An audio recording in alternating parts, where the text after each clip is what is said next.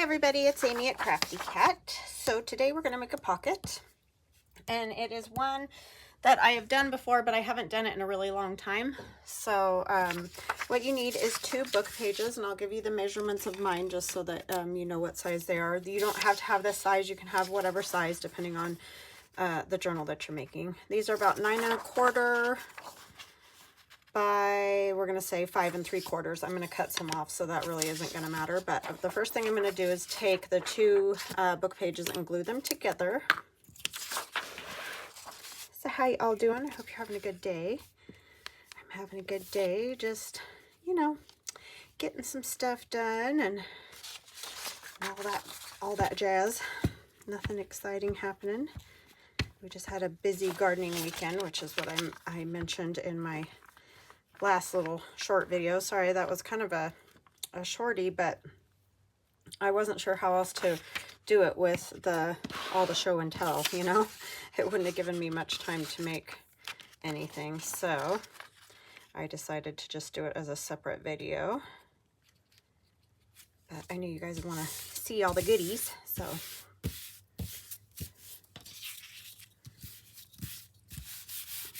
okay, so then I'm going to take, and I don't know what this page says, so I apologize if it's anything not great.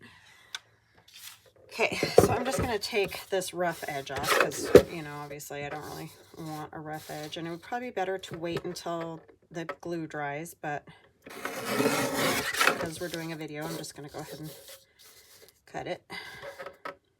I'm going to cut it at about 5 wide, so it's, what did I say, 5 by 9 3/4 roughly. And again, it doesn't matter.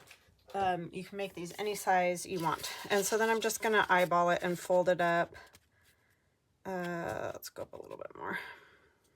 And I'll measure so you know how far to fold up. And again, that doesn't matter either. You don't have to fold it any specific amount, but I'll just give you an idea.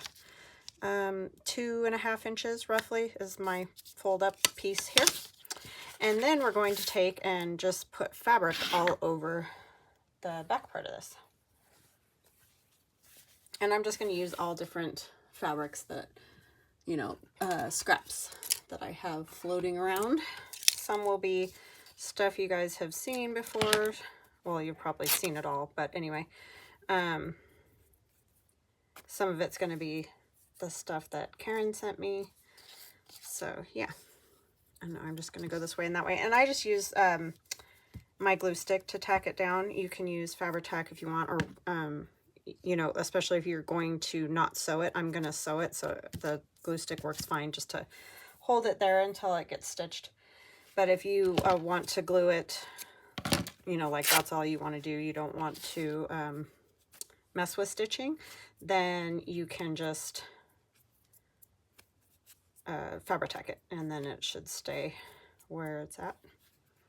I'm just going to go this way and that way. It's gotten all windy today. It got really hot, like 85 degrees or 82 or something. I don't know. Anyway, it's pretty warm compared to what it has been. And, but then it got real windy, which is a bummer. Because we were out working in the yard this morning and it was really nice. But, so yeah, just take whatever you got. If you just got little bits, then this is a great project for just little pieces of fabric too. Because, you know, obviously you don't need a ton. I'm going to come over here. I was going to go here, but I didn't rip it long enough. See how I am? So we'll put it here instead. Doesn't really matter. Yeah, I've done these before, and I'm sure a lot of you are like, oh, you're doing those again, but it has been some time, and I know that there's new people, so they may be interested in a pocket like this. Because you can use any fabric if you like journals that are more shabby chic or whatever. Yeah, you just use those styles of fabrics and you're set. And I do overlap them a tiny bit, not a ton. I think I'll leave some of those strings. I like the strings. You put it either on the fabric or on the book, either way. It's just tacking it down. I'll actually run that under there so it'll stay.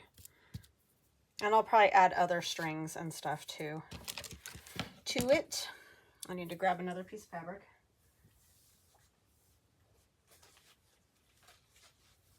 some of these ones with the dragonflies and all that fun stuff that I got from Karen. Perfect for this journal with the frogs. Yeah, this journal has been lots of fun, but at the same time, it's kind of, a few people have said it's way too involved, and I agree. Like, it's one of those projects that I get in the midst of and wonder what I was thinking. So yeah, I get what you're saying completely.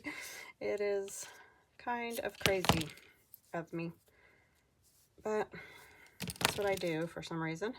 So the next one I will make much more everyone friendly.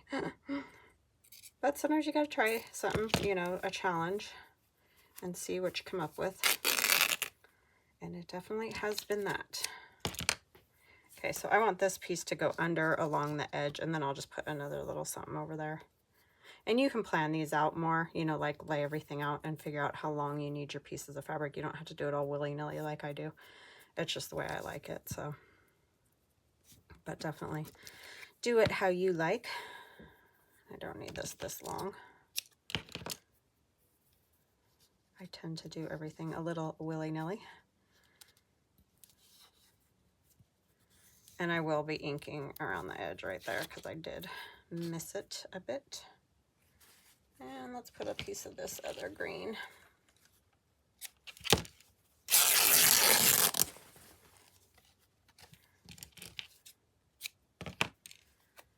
And I do like to fray the edges. You can leave them, you know, straight. Eventually they are going to fray a little bit though, just so you know.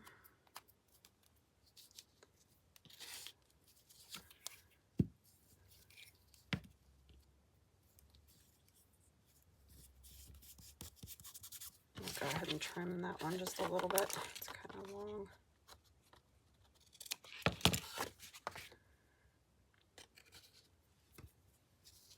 And this can go here, and it's overlapping, and that's fine.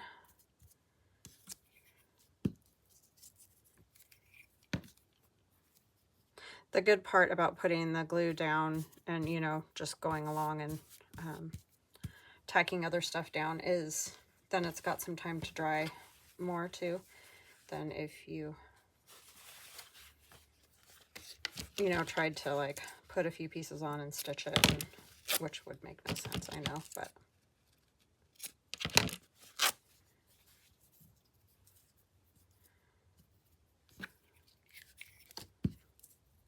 yeah, so you can make it as neat and tidy or as messy as you like.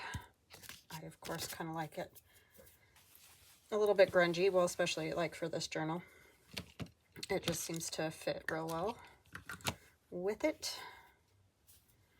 This is a crazy weird strip, so we're just going to use a piece of it.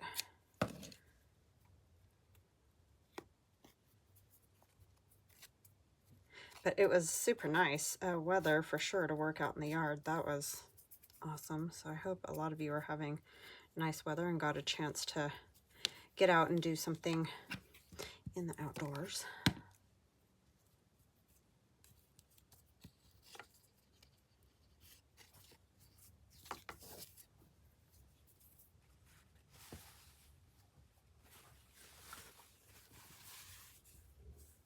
This little birdie's cute. Let me see if we can get some, like just a butterfly maybe.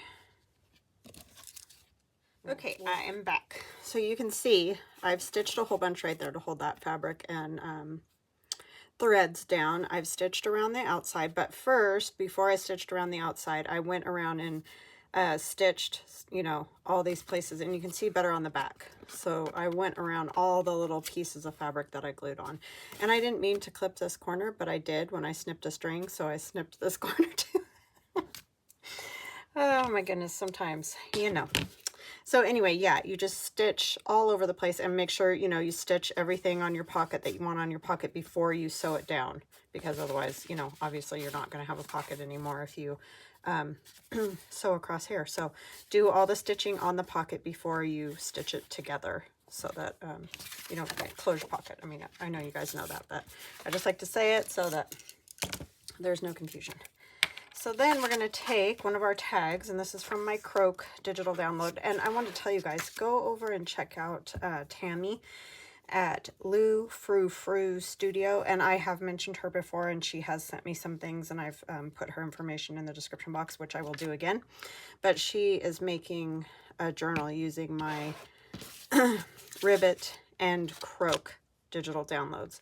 So yeah, it's kind of fun just to see what other people are doing. So if you got it and you want to see another idea, because hers is not nearly as, I mean, it's pretty involved as well, but it's not quite as crazy as my fabric journal. I'm hoping at least from the fabric journal what you guys get is some ephemera ideas, you know what I mean? Because this you can use on just a piece of paper, just glue it down and you've got a great fun pocket. So yeah, definitely I hope you're getting some ephemera ideas. I know the journal itself is a little much, especially if you're just starting out, you know, and some people just don't want to, you know, tackle that, because it is a lot with all the stitching, and I know a lot of people don't have a sewing machine or whatever, so definitely go see what Tammy's doing. And then also, like I said, I hope you're at least getting some fun ephemera ideas.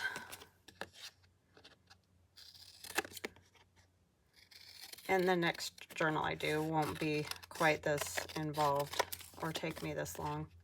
I didn't think this one would take me this long anyway, but well, with vacation and everything in the middle, it's kind of not surprising it's taken a while. And I am going to add some fabric to this. And this is just manila file folder. I'm sure you guys know that, but that's just what I glued it to. And that just gives it body, and I just have lots of scraps of that left. So I've been trying to use that up. It just gives you a great base. Especially this one. This one's like a real beefy one.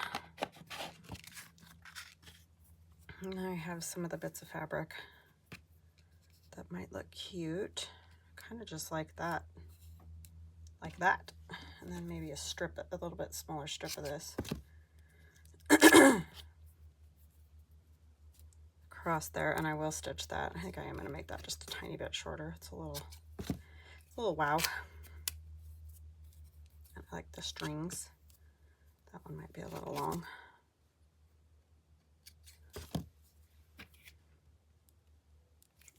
And like I said, I will stitch it, but we'll just do this to hold it in place until I can get it stitched. Because it works.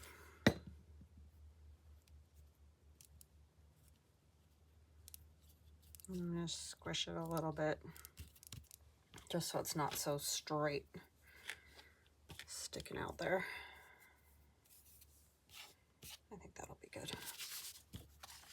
And that will go in there, and then our other little one will also go in there.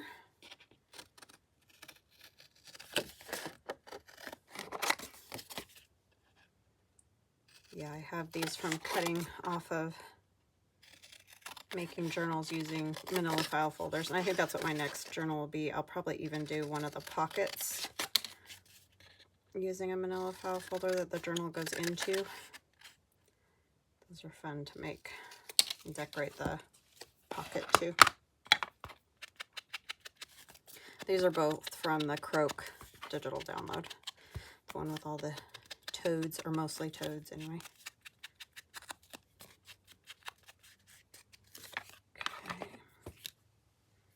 What do we want to put at the top of that one? Piece of this would work. It's kind of curling at the top.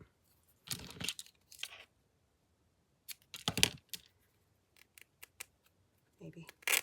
There we go. Don't need that long. And you know, you can choose to obviously punch holes in these and have them, you know, have a string through or whatever.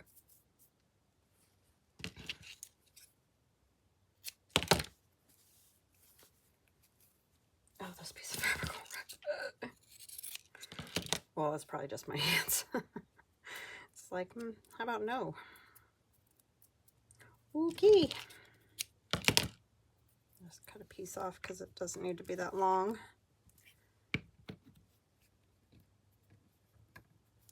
And then when we stitch it, it will be a little bit bunched there, but a toad can come either way here because it's kind of a wide, fat pocket.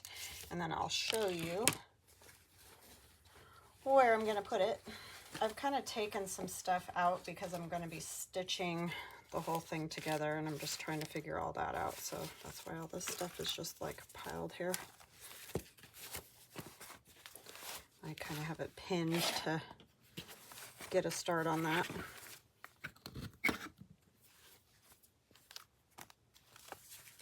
So I've got these pages all pinned together, but where I'm going to put this one is right here. And hopefully I'll get it straight, unlike this poor little guy that's a little wonky. But yeah, I'll just stitch it right onto there like that. And that will be that one. So I hope you guys enjoyed this pocket. They're really super easy. Don't get, you know, intimidated by it, because like I said, it's really easy to just go around and stitch that straight stitch or whatever. You don't have to use any fancy stitches. You can use all kinds of fancy stitches if you want. You could use all different stitches if you have a machine that does that. Mine mostly does a straight stitch and a zigzag stitch, so that's kind of all I do, but you can definitely see all the little directions I went to make that happen. So anyway, I hope you guys liked that. I hope it gave you maybe a few ideas. So I hope you have a wonderful day, and we will chat again soon. Love you guys. Talk later. Bye.